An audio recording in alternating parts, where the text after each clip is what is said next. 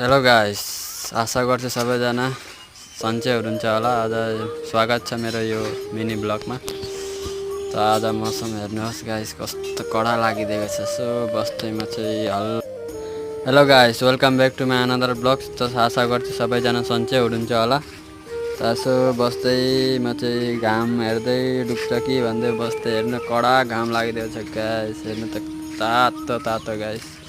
म चाहिँ यस्तो पारामा उठिदिएको अनि यहाँबाट चाहिँ यसो अल्छी लागेर है गाइस। अनि म चाहिँ नकाटिहालो अलिकति। अनि मलाई चाहिँ हेर्नुहोस् तालुमा यही छैन गाइस। अनि यसो ओरतोरतिर हिँड्दैछु म चाहिँ। यसो हेरेको त घाम पनि चर्को लागिदिएको छ, डुब्न भएको छ। अनि त्यसपछि यसो अगाडि बढ्दै गएँ है। अनि त्यहाँबाट गएपछि अनि यसो अल्छी लागिरहेको थियो, के गरौँ भएको थियो है गाइस। अनि त्यसपछि यसो बाख्रा पनि आइपुगेको छेउमा ब्लकमा।